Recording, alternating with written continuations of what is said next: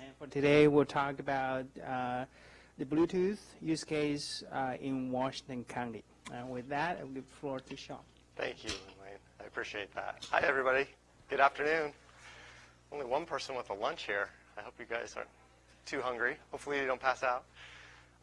So just some quick background about myself. I went to school at Oregon State, did my graduate work at University of Tennessee, worked for a consulting firm called Kittleson & Associates. I worked out there in Florida for 2 years, and then came back here and worked for Kittleson's Portland office for 10 years. And since the beginning of the year, I'm over at Washington County now, helping to manage our traffic signals, and then ITS group, working with and under our traffic manager there. So I have an interest in transportation, largely because of driving around and getting frustrated that traffic lights wouldn't change as I expected them, and feeling like there's got to be a better way to do this. And so I've been very blessed and very fortunate to go through my career and have a chance to work with traffic signals and roadway operations and trying to make things better. And that is the topic of this presentation, is how we at Washington County are trying to be a little bit more proactive and a little less reactive to problems on our roadway system. So I'm going to talk a little bit about Bluetooth in general. What is it? I think most people know what it is now, but I'll go through how it pertains to our roadside readers that we have out in the field. I'll give you a few tidbits on use cases and how that applies, and then I'm also going to walk you through how we're looking at performance measures. And the tricky piece is, how do you look at, from a county-wide perspective, congestion and performance across travel time, speed, and reliability, knowing that our county is made up of hundreds of miles of roadways. We have about 300 signals that we're managing. How do we break it up and present comparative congestion metrics across different time and space? So we'll talk a little bit about that. So first of all, before we jump into this, why even look at trying to get to real-time travel time information and planning level travel time and reliability information? Well, from the county's perspective, we saw a real need to move from a one-day count or a one-day survey driving what we called reality. Because unfortunately, the roadway system just changes. Demand changes over time and space. And so what we wanted to get to was, how do we ensure that our planning level models and the analyses that are coming in are realistic?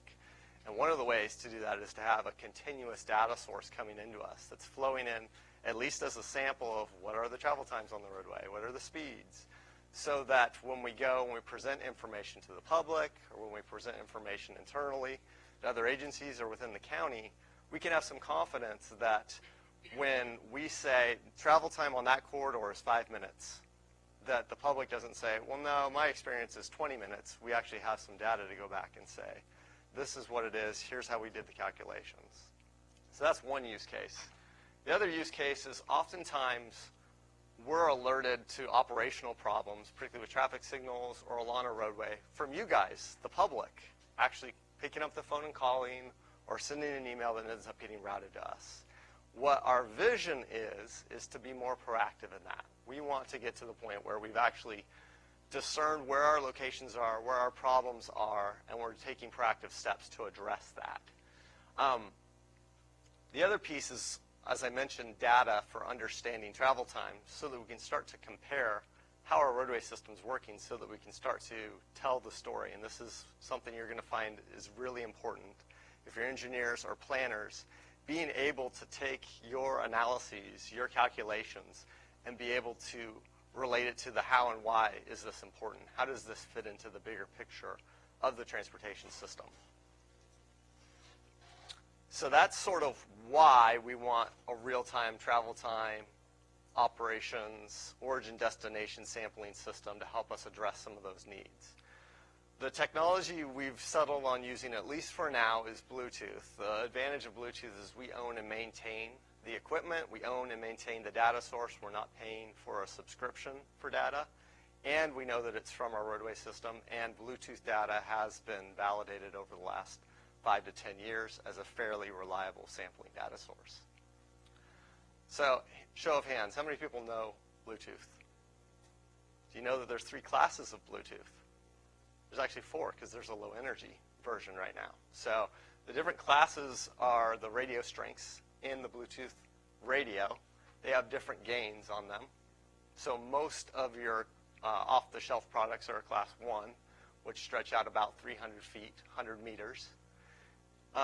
Low energy is probably a little bit smaller, but it's built to pick up Fitbits or other wearables that people are wearing around. And so we're exploring right now with our vendor to integrate the low energy piece into our products to hopefully get our sample sizes up.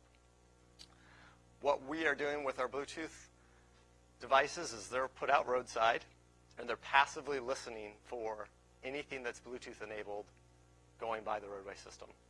And what it does is it truncates that MAC address and scrambles or encrypts it so that it can't be matched specifically to you without a lot of effort. And even then, it's going to be not conclusive. So we're trying to anonymize the data, but we're trying to keep it so that we can make a match further down the road.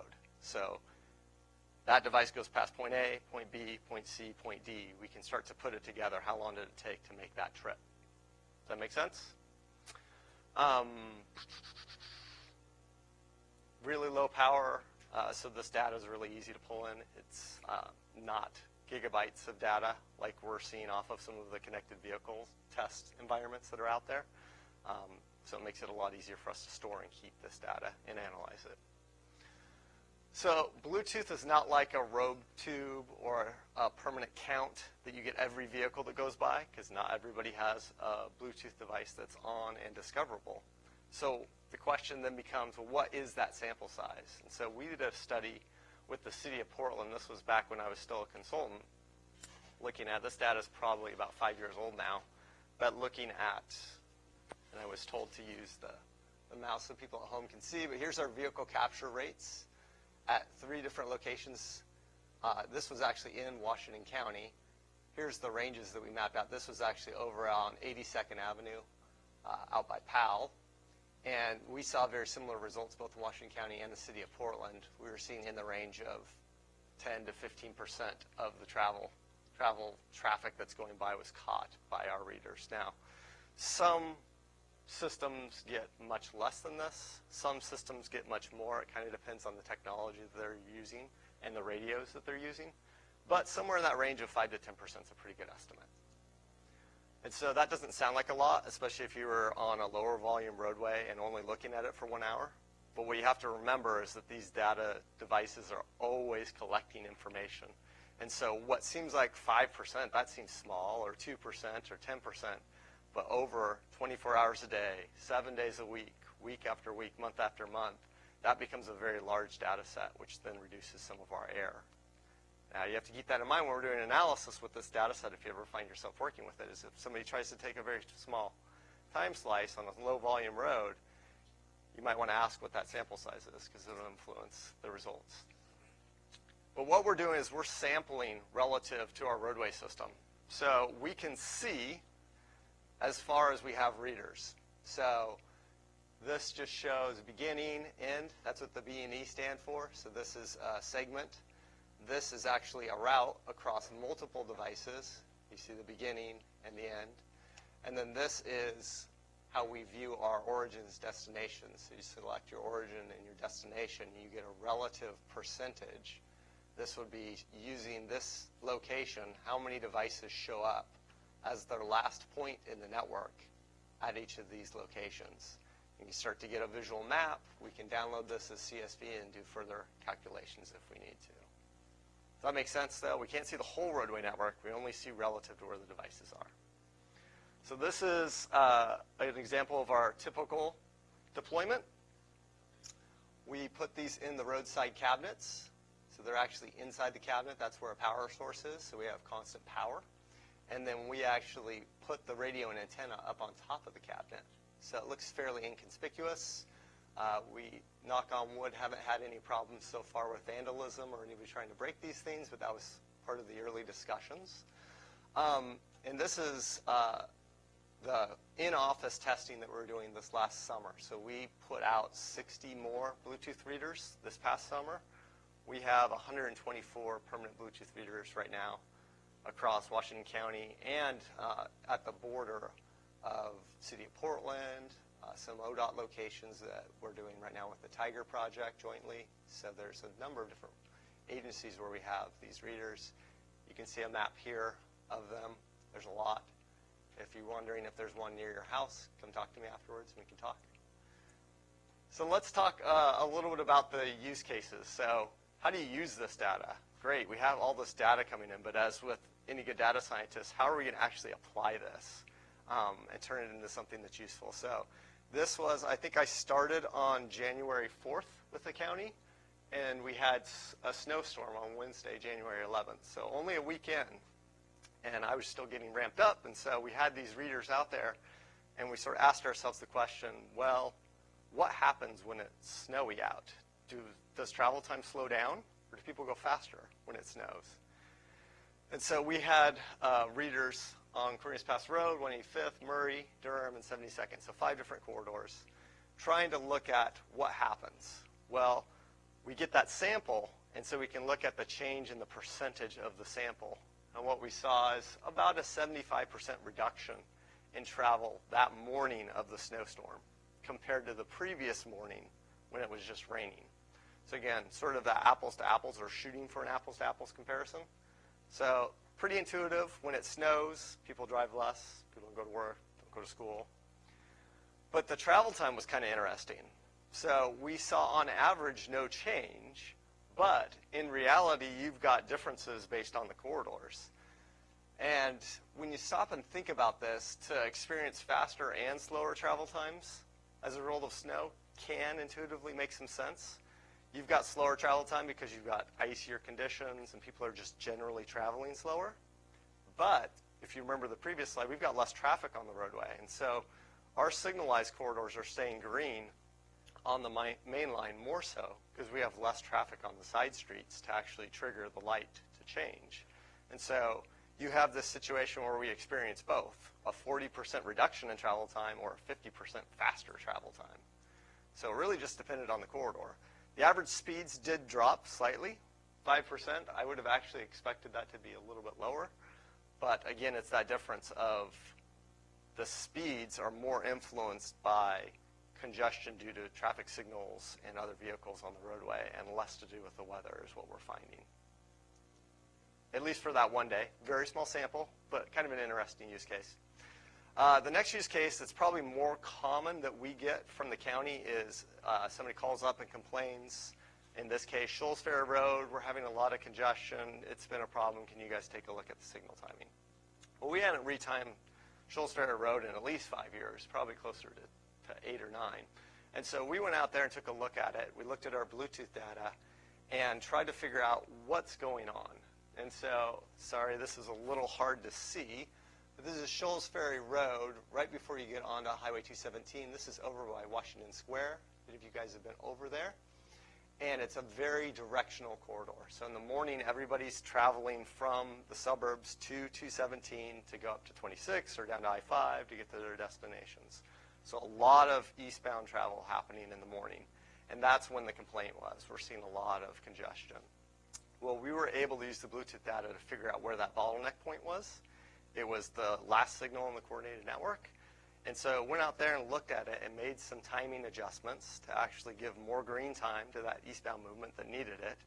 And what you can see here with the results is this red line is a trend line for before. We've got our travel time along the y-axis, and we've got the time of day along the x-axis here. And so you can see the red is before and the blue is after, and you can see a big difference in travel time as a result of this. So we can start to quantify some of our signal timing changes. So this shows the route along Shoals Ferry Road as a part of our Tiger project. And this is, sorry if you can't see this, the highest point that's called out right here is 870 seconds. This is in the before. And then after, we've got 525 seconds coming through there. So again, we're looking at, this is from 6 a.m. to 9 a.m., so we're looking at the full a.m. peak hour. And you can see our statistics here and look at the median travel time before versus after. You can see a 3.5-minute drop. You can see the standard deviation drop significantly. So we're seeing less variability, which correlates to reliability along a roadway system. But it doesn't stop there because we have very sharp peaking characteristics that happen in the Portland metro area. A lot of folks, unlike Los Angeles or Washington, D.C., where there's a much longer congestion period, it's very pronounced. And so instead of looking at just the 3-hour peak, let's look at the 1-hour peak, which happened to be 7:15 to 8:15 a.m. And you see even more stark differences there with a 6.5-minute travel time reduction.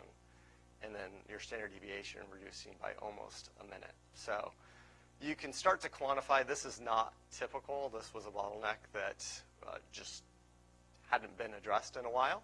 And we had a lot of growth happening to the west here with a lot of homes being built, so we had a lot more traffic traveling along Shoals Ferry Road. But it gives you an example of sort of the calculations that we can do.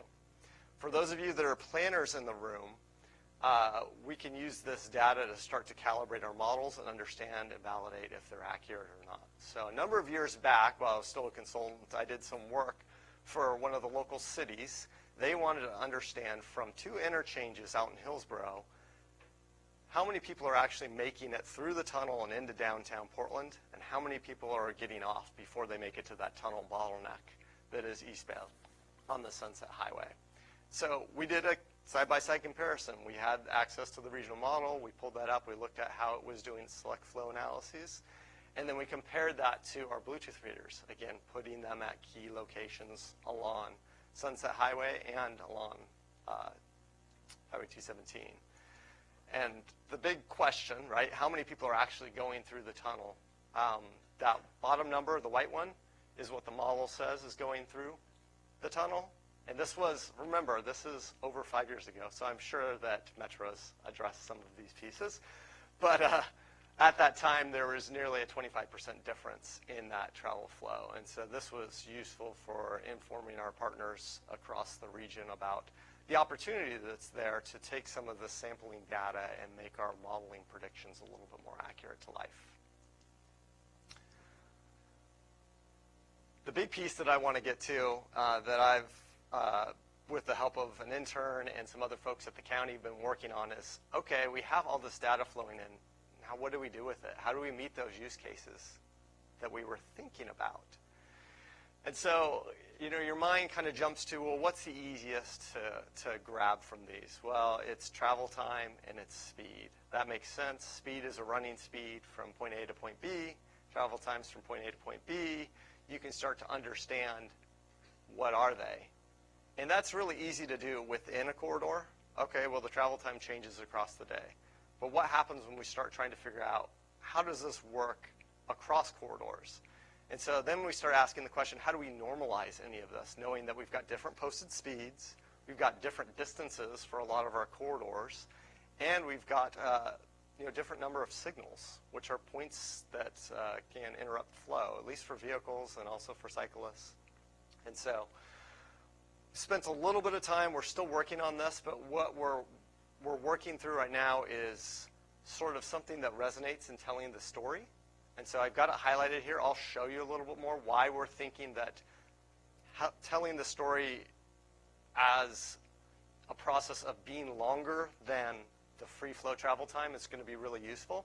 So if you can tell folks it's twice as long as the free flow travel time to go on that corridor at that time of day, that makes a lot of sense. And then you can start to aggregate that over the day, and you can start to say each hour of the day, how much longer is it than the free flow travel time?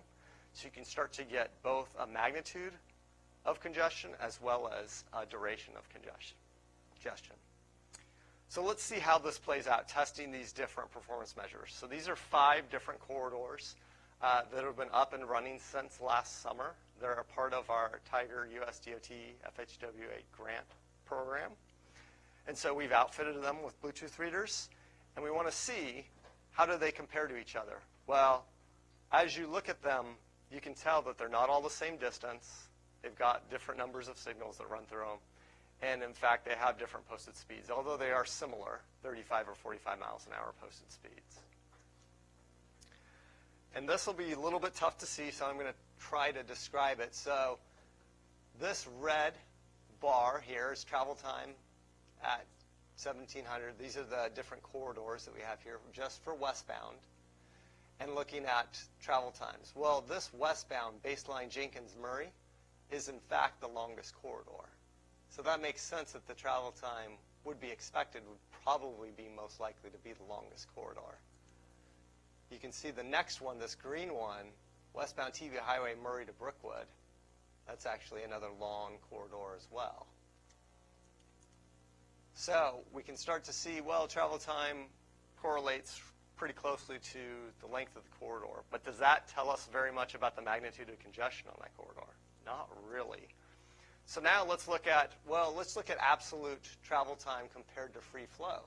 So what we're doing, and this gets into a huge discussion in the industry, but for our purposes with Bluetooth, we need enough samples in a non-congested period of time to approximate free flow. And so we've picked 5 to 6 a.m. because, at least to our knowledge, we don't have much congestion starting before 6 a.m., but we have enough traffic out in that 5 a.m. to 6 a.m. to have samples to give us a relatively confident baseline travel time. So that's why you see down here zeros from 5 to 6 a.m. And then we're looking at this is, again, the absolute travel time in minutes compared to the free flow. And we can see that westbound baseline Jenkins-Murray to Brookwood is, in fact, still the longest. But you can start to have a story to tell, right? Well, this is 457 minutes, or not minutes, seconds longer. That would be way long, than free flow. So you can start to quantify that. But again, it's not necessarily normalized because you're still having the distances. So the next logical point to go is, how do we normalize this? Well, let's look at percentages. So compared to free flow versus the actual per hour, what's the percentage difference in travel time? And we can start to tell a story about the percentage that it's longer. So the way to think about this is, if a corridor is 100% in this percentage, it's twice as long. If it's 200%, it's 3 times as long as the free flow. And you can see that the result changes here. So for that 5 o'clock hour, that longest corridor, baseline Jenkins, is 65% longer than free flow. But you can see TV Highway and westbound Cornell are both basically 150% or longer. So 2.5 times longer than free flow. So again, that gives us something to tell a story about what's the magnitude of the congestion that we're seeing in the region, at least for our travelers. How do we start to quantify that as it relates to greenhouse gases and other pieces? Again, it starts to have that conversation. We're still working with how to tell that story, because when you look at this graph and you see 179, it doesn't necessarily make sense exactly what it is. But and then looking at speeds, because that's pretty obvious. This is another way to do it, and you see the same story, at least from that 5 to 6, that westbound TV Highway, from Lombard to Murray here. Yeah, the purple has the slowest speed, so that correlates. So sort of a check there.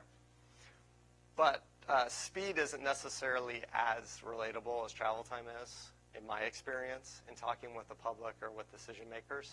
People understand time a little bit better than the rate of speed. So you say that the travel time is 2 miles an hour faster. That seems kind of like, oh, well, so what? That doesn't matter.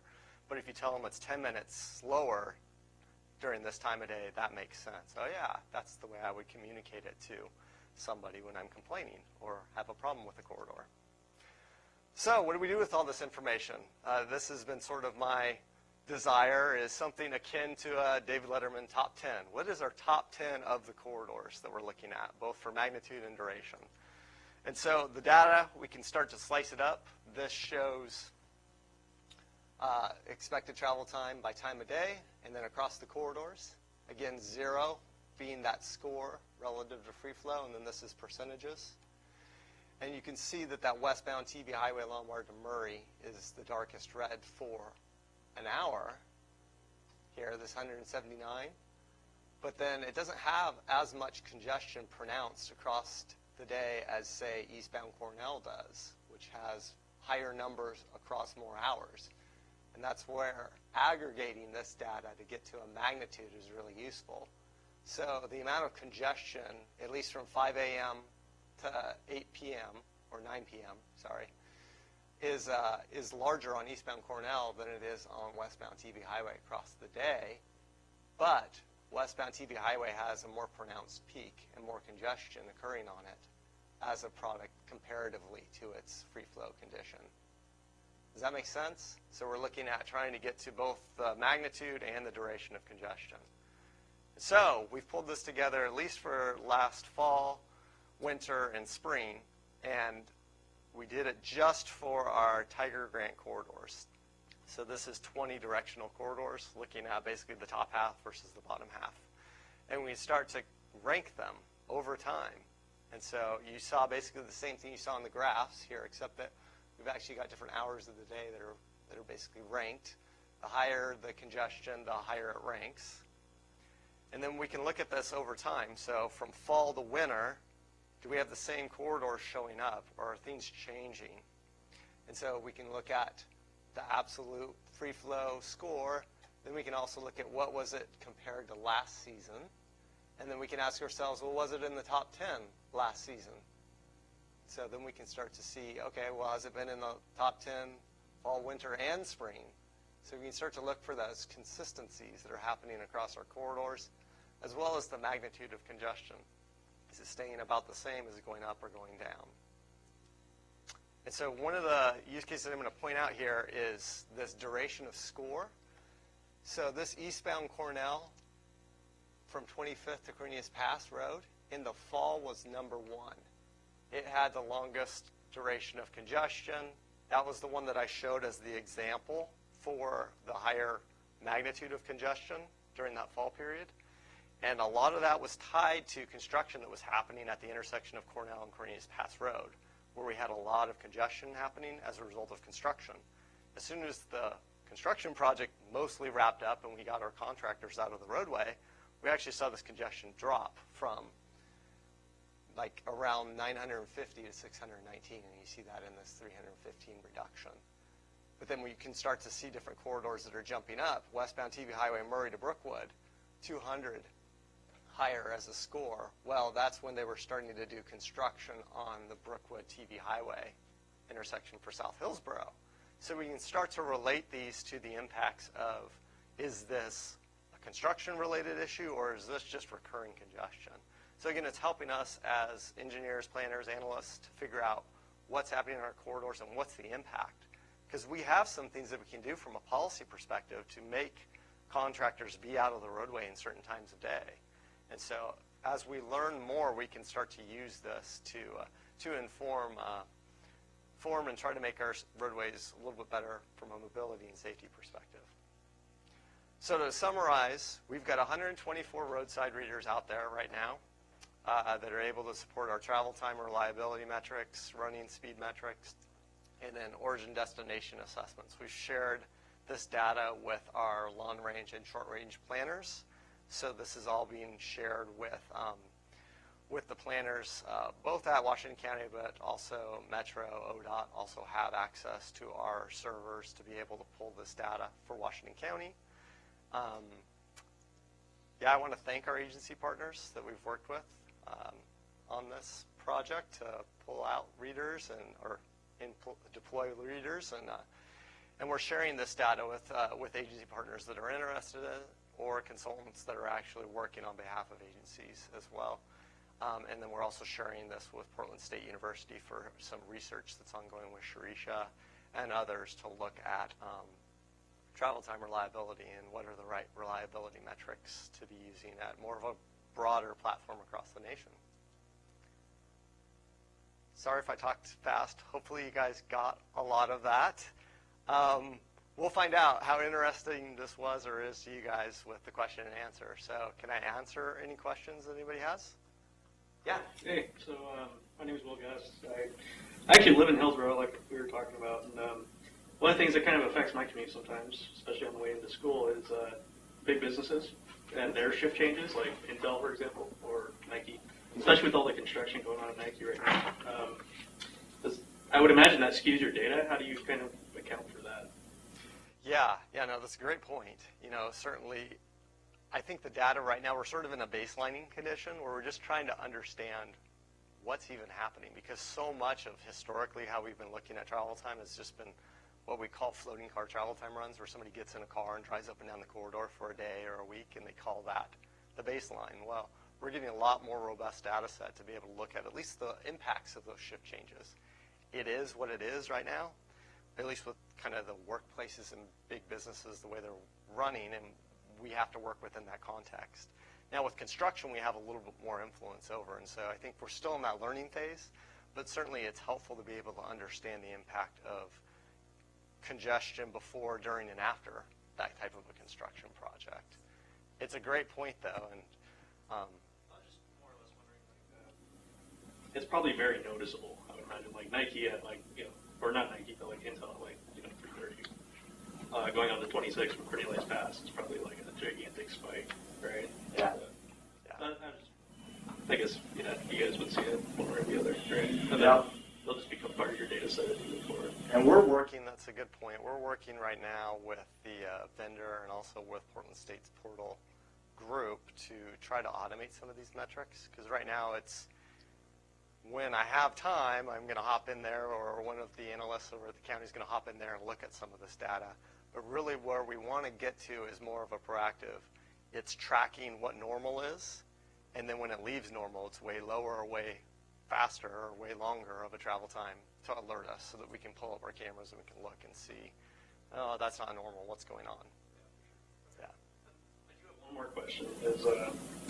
So like in my car, I have multiple Bluetooth devices. Mm-hmm. How do you guys account for that? Nope. Oh, okay.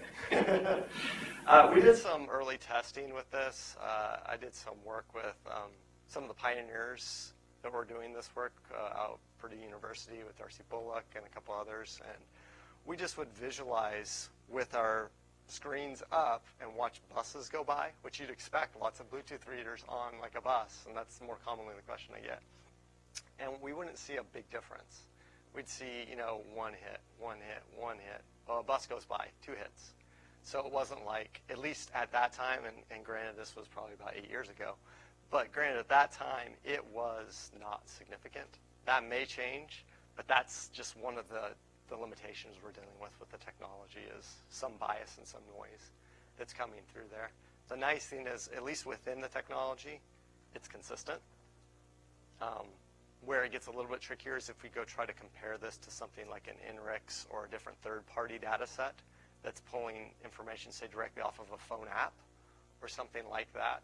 It's a different technology which has different strengths and weaknesses, so comparing those two, you just have to be careful. Yeah. Teresa? I just had a question about how these estimates compare to, estimates from Google or Waze. I know a lot of people tend to use that now, so I'm just wondering if you by chance have looked into that, and how are they fairly comparable or not at all? Well, the tricky part with Google and Waze is that I've yet to see any historical information that will allow us to be able to look at this stuff over time. And with Bluetooth, oftentimes we're looking at aggregation over 5-minute or 15-minute or even hourly intervals, and so it's tougher to compare exactly one-to-one.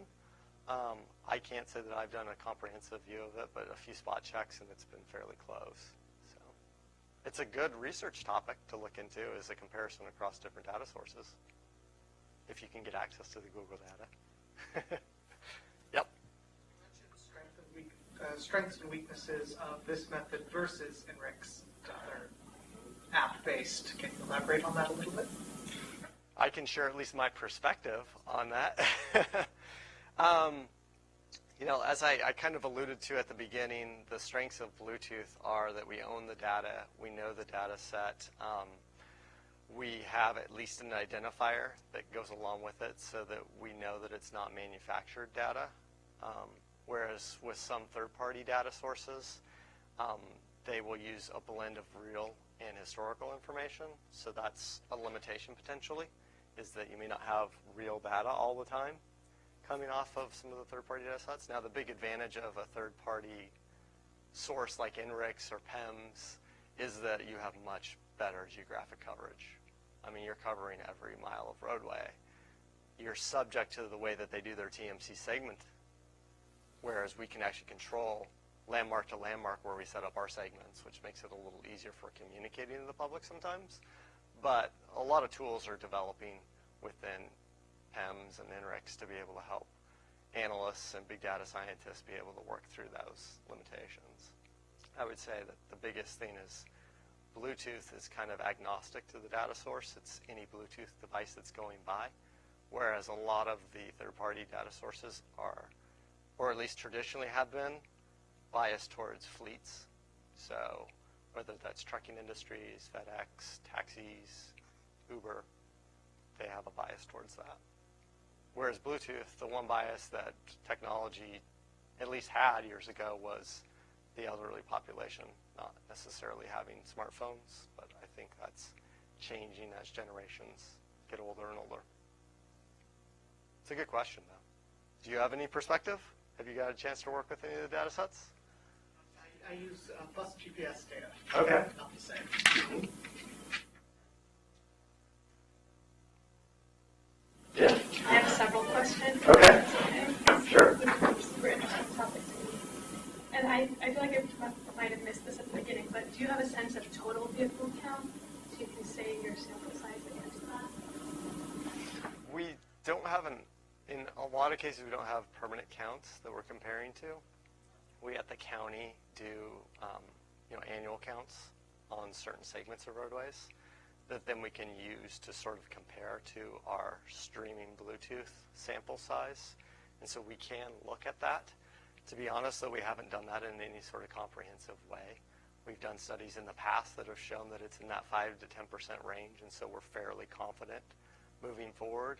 But if things were to change, like I mentioned, we are looking at the Bluetooth Low Energy as potentially a way to get more devices, which then we would expect would increase our sample size, particularly with pedestrians and bicyclists, which is good because we want that kind of information off of our roadway system, but it also creates some noise if we're trying to get to vehicular metrics. So we have the opportunity, at least with those data sources, and we're working with our vendor to be able to distinguish the two.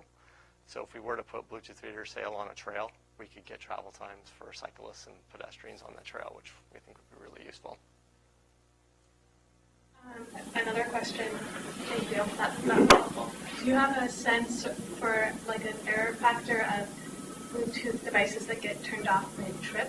So you've captured the entry point and then maybe you don't capture it a couple places and then it reappears somewhere else? The short answer is no, but it's a known issue and limitation.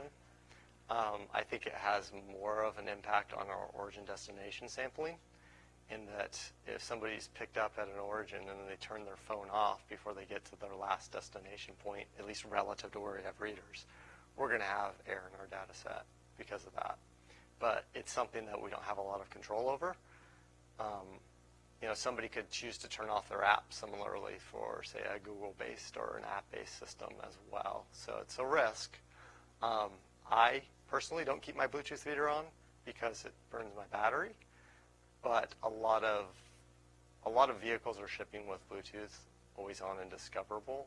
It's at least my understanding that they're doing that. And so we think that the data set and sampling is actually going up rather than down. But we haven't done any sort of comprehensive study. Again, lots of great research topics. What a great time to be at a university, right? 7.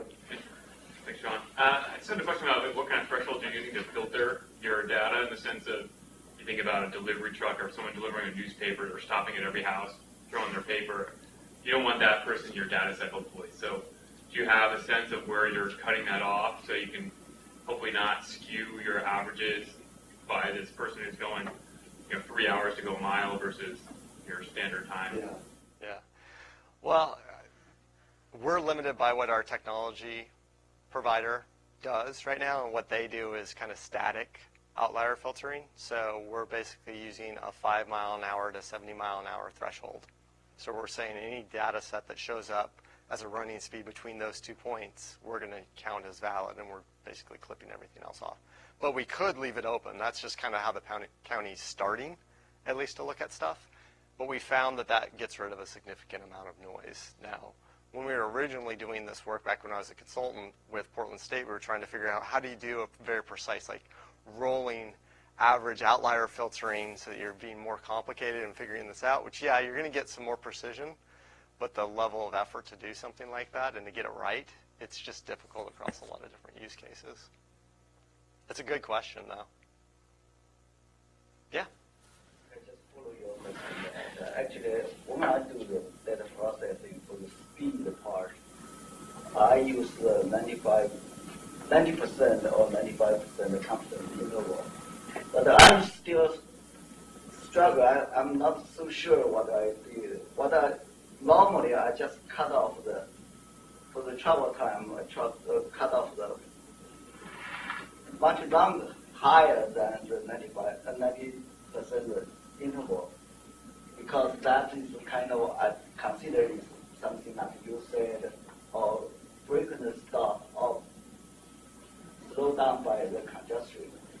I'm not so sure should I also cut off the very short travel time, that part, the 2 type of the confidence. That part I'm not so sure. But normally I just cut off the slower speed or longer speed, longer travel time in that part. I have one more question. Okay. That you said for the Bluetooth, the sample size, we have some kind of confidence that for the total we is representative to the population of the speed of travel time. That's okay. But how do you figure out that you still have the confidence to, from that sample size, to get the OD patterns? Because let's say we have 10% of Bluetooth of the total traffic, but this 10% of the Bluetooth, maybe a lot of these young people, or maybe a lot of these from different income group people, because that neighborhood. So that their use of the Bluetooth is different. The habit is different. For example, younger people, maybe they turn on the Bluetooth very often, and older people like me doesn't turn on the Bluetooth very much. So for the speed is okay, because everybody drive on this street, the speed, relative speaking, is the same. But the OD pattern may be different. Yeah, I mean, I think we could speculate on that, and, you know, there certainly would be a worthy kind of research topic. I would also, you know, one could speculate that the older population is probably more likely to be in the higher income brackets and be able to afford a vehicle that's Bluetooth equipped, and so maybe they're getting over the bias by that methodology. But it's really tough to control because we're kind of doing the benefit cost of this is relative to doing surveys where you can control for that type of population data sets. This is much less expensive to collect data over a continually data source. I think we just have to, you're right, we have to put asterisks around the data set that this is subject to the limitations of what data of Bluetooth samples give us. And so there's going to be error. We haven't quantified that because, frankly, we're kind of leaning a little bit more on our planners and the research community to figure out for origin destination kind of what those are and how those use cases are going to come to bear. I shared one use case for origin destination, but there's so many other projects that could use this information to help validate model or results that you're getting from other analysts or consultants or other people that you're working with. So, Caleb, go ahead, and then, yeah. Okay. I suppose you don't have enough Bluetooth data collectors as you wanted, and so what's the strategy that you use to select which places should receive Well, I start with where I live. No, I'm joking. The strategy, kind of the way it rolled out is we picked Bluetooth locations based around where we had projects to start with, and then from there, this last go around, we blossomed out to what are the arterials where we have control over. So which ones do we own or do we maintain traffic signals, because those are power sources for our Bluetooth readers. And so we are 100% permanent deployed at traffic signals right now. We have 6 portable units that are solar powered that we can move around to use for spot projects, which helps us. But it's really just been trying to focus on where are our major arterials, where are our minor arterials, and where do we want to know about congestion. Because we're selfishly a lot trying to use this for signal timing and then telling the story for capital program and investments in projects to try to help people understand where's the congestion and what's the opportunity cost of doing nothing, and then how do we quantify when we do make an investment what the impact was. But we have a list of another 50 locations that we'd like to do. The tricky piece is that a lot of those locations are owned by other agencies, and so we need to partner with them to get our Bluetooth readers into their cabinets in the county. Yeah. So are you seeing any applications to traveler information shown in real time? The delay on a route from the Bluetooth data, or even putting that on the roadside? That actually is a great point, Caleb, and I should have added a slide for that. So one of the things that Stacy's kind of leading with our group is coordinating with ODOT to get this data into TripCheck. And so it's going to be streamed as a real-time travel time, at least for some test corridors. So Twelton Sherwood Road and Shoals Ferry Road. And I think there's one other one. Basically to use it as an ongoing data source on 1-minute or 5-minute intervals to basically allow somebody, if they go onto their phone or onto the website for TripCheck, which is the most common traveler information data source in the state, they can click and they can see right now what the posted travel time is on the signs roadside, but then we'll also have these virtual kind of icons that will provide information based on the Bluetooth sensors to tell them travel time. And we tried to locate those at decision points for routes so that travelers get some information about which route should they be choosing. Now, once everybody gets that information and chooses a route, then they might all jump over there. It might bounce back and forth, but at least we're giving the travelers that kind of information, or at least that's the plan too in the near future. Yeah. I guess I wonder, have any other cities or counties in the area tried to adopt the system after you guys have, or are you guys unique in that? Or? Yeah, that's a good question. I think we've got the most readers out of anybody in the region, and we certainly invested a little bit more so on the private side, working with a vendor to put out the system. Clark County, Washington has, I don't even want to guess what the numbers are, but they've got more than 50 readers up there as well on their arterials, and so they're doing a similar process to looking at this. The city of Portland has some portable units as well as some permanent units, and ODOT has some permanent units, but they're not private industry. They're something they blossomed out of a research project. That either Tennessee or Florida that you were talking about earlier.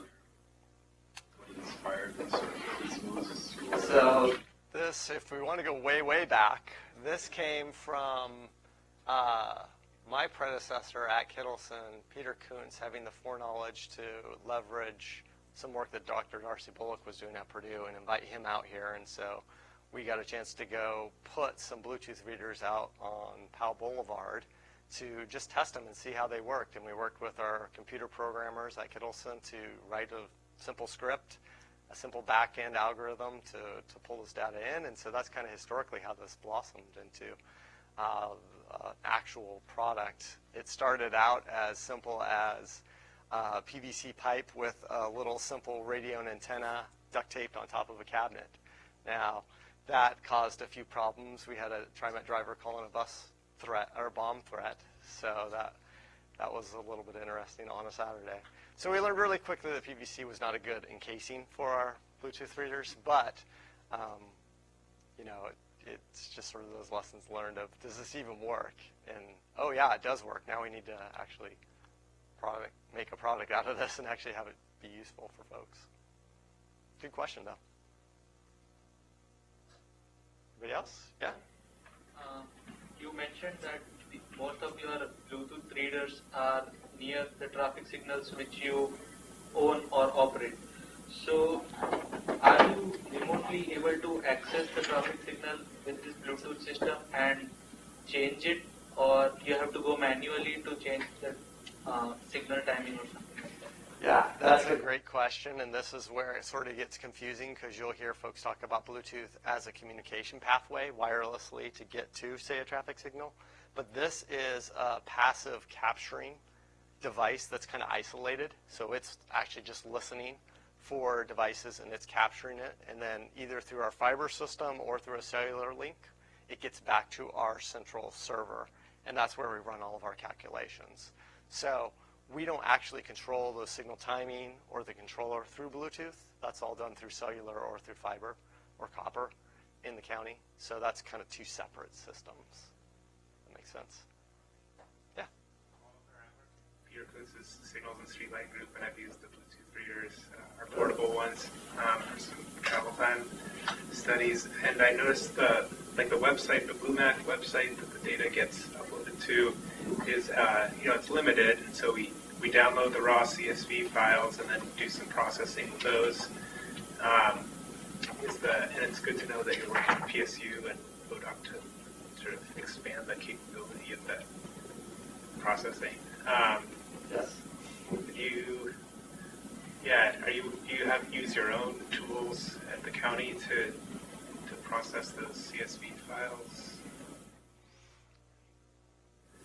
We don't have anything all that elegant, if that's what you're asking. Do we have a macro or a routine that we could share? We've just kind of been playing around. A lot of this stage has just been working with the intern and trying to figure out what are the right metrics that make sense. And then instead of trying to build a lot of our own tools, we've had multiple discussions with BlueMac Analytics, our vendor, to say, this is what we want. This is what you need to be doing to make your product better and more useful to us. And if it works for us, it's going to work for you to help sell more of your product. And so we're trying to incentivize them to build it in to automate these pieces. And they've got a new version of the software that's coming out Q1 of next year.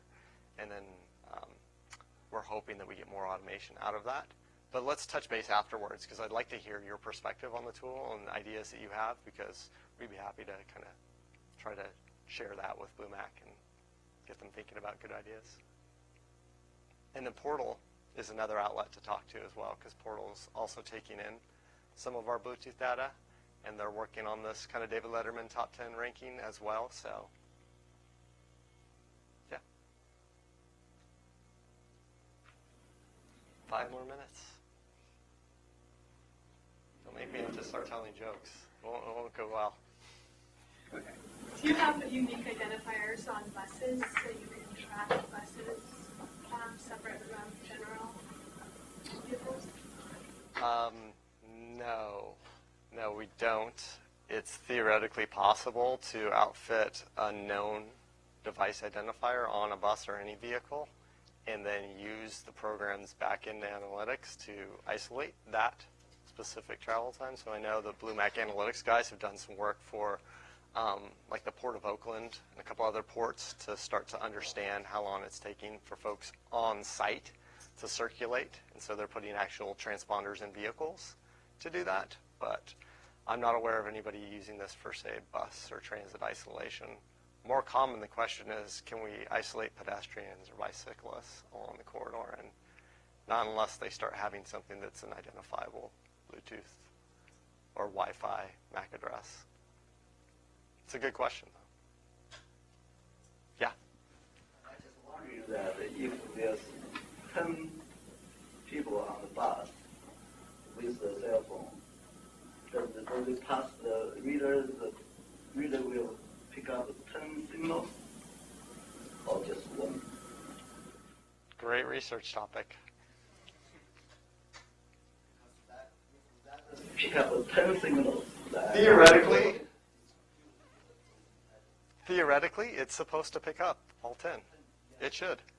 And, you know, the technology of the Bluetooth used to hop channels at a much slower rate. Now it hops channels at a much faster rate, which prevents packets from getting collided.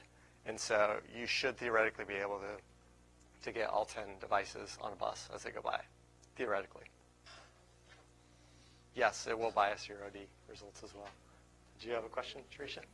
I was wondering if you experimented with Wi-Fi or any of the other technologies out there. I know there have been some research from TBI comparing Bluetooth and Wi-Fi, and I think the advantage is more people have Wi-Fi turned on than Bluetooth, but I was just wanting to hear your thoughts on if there's anything else out there in the pipeline that's coming.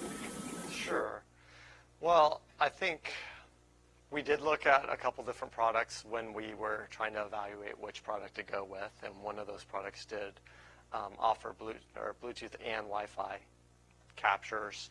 The tricky piece with knowing Wi-Fi technology is that it has a much larger range on it, and so you've got to write some back-end algorithms to start looking at signal strength or some other way. I don't know how they're doing their secret sauce to be able to get to some of that, but ultimately, at the end of the day, we were pretty happy with our sampling rates that we were getting, that we didn't feel like that was our biggest need to get more devices.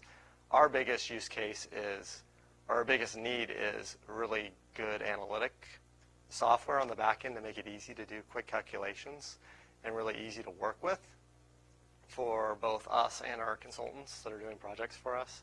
And so really the software on the back end was a bigger motivator than, gosh, I really wish we could double our sample size, just because for our use cases, outside of OD, a lot of our travel times and speeds, we feel pretty confident with our sampling size. It'd be great if we had more readings for our ODs because we would have more confidence in our data sets.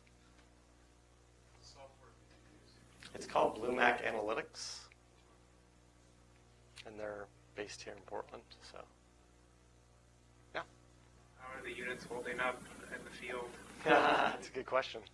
The units that we've put out this past summer have been much better from a performance perspective. We've had very, very few of those have any issues. The ones that have been out for over a year now, we've had some failure rates, and so we're working closely with BlueMac right now. There's some issues with soldering on their boards that we're trying to get fixed, and they've been a great partner to take stuff in and get it fixed and get it back out there. So, what's your experience been? Well, we're using the battery power. I guess they have a solar and a battery component, and they go about a week, and then the number of observations they make goes down. It also goes down at night. So, is that related to the power storage? Power source. So that's really nice. Yeah. They make an option to add additional batteries that you can daisy chain together, so you can actually get longer run times. But yeah, the solar power works great in the summer. It's not very good in the winter here. You just don't get a lot of daylight. So.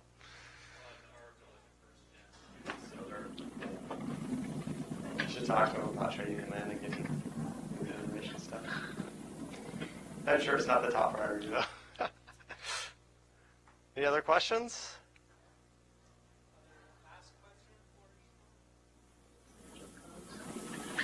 Good.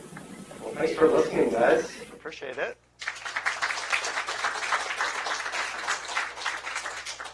Feel free to come chat with me afterwards. Thank you, guys.